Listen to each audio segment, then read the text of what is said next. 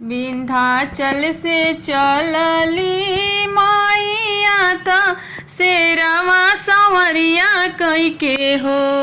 ए माई मोरी घूमेली सौ से नगरिया त माथे पर चुनरिया ओढ़ी के हो।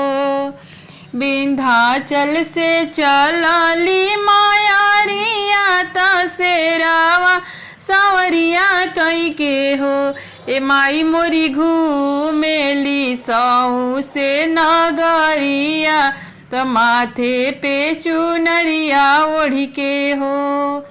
कौन सेवका नेवता पे ठावले हम के बोलावले हो।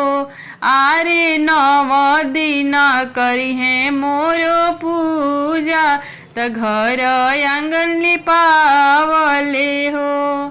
आहे नव दिन करी है मोरो पूजा त घर आंगन लिपावले हो। दस नोहिया जोड़ल दुलरुआ सेवका मैया गुणवा गिरी परले हो।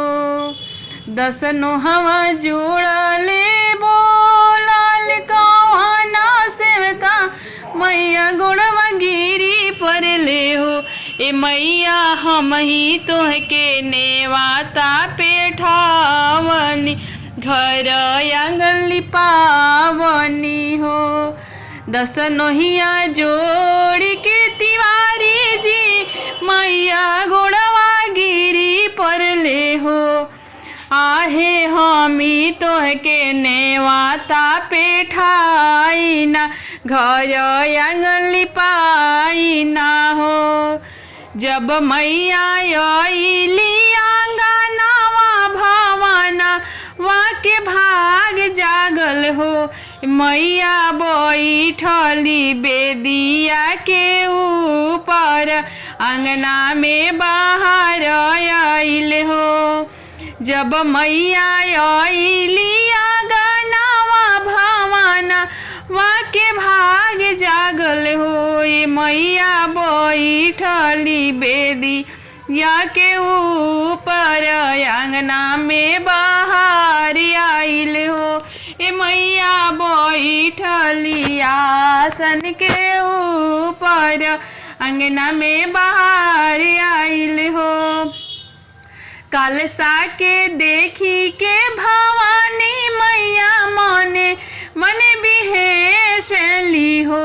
आरे दीप देखी हंसेली ठाठाई अंगनावा में अमृत बरसे हो।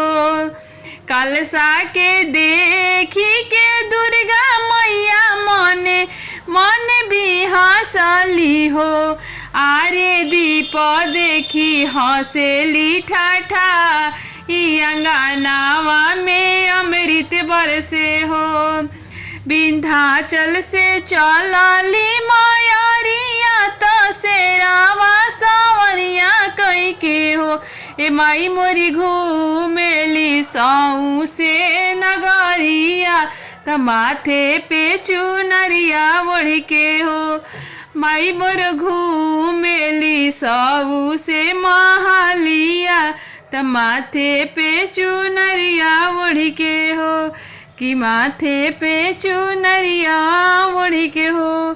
फिर मेरी गीत अच्छी लगे तो वीडियो को लाइक कमेंट सब्सक्राइब जरूर करें और जय माता दी जरूर लिखें और ज़्यादा से ज़्यादा शेयर करें। धन्यवाद।